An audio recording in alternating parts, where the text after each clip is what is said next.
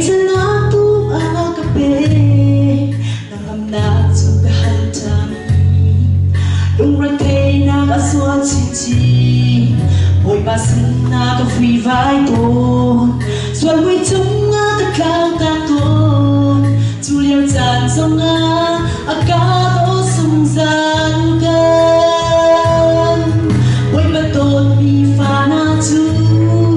lam tian kan tara akan chim shini aka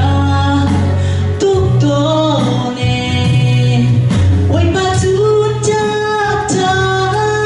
kan na tan ta tu e hallelujah oi ba ta tu e dei answer me kan si oi ba ni akan Fialau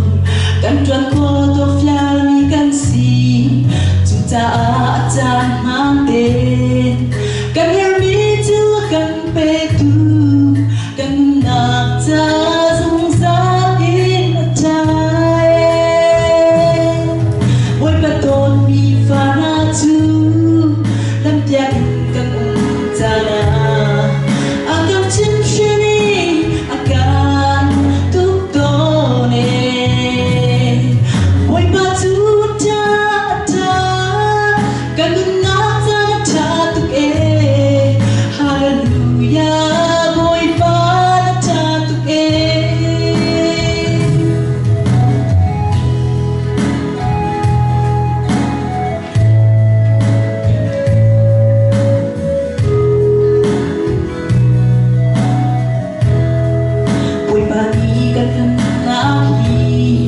lam trawi akan siang lâu chúng ta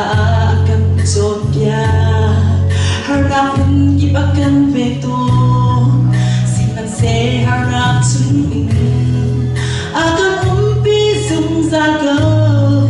harap bilay kachwa betu asi boy beton mi fana tu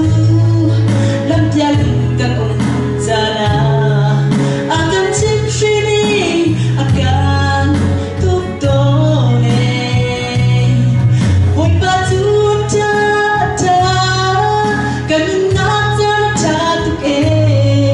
hallelujah boy ba ta tu e hallelujah boy ba ta tu e asal tu hai tu kan za tu cuma pakai ni kecuali atar piam dah hosne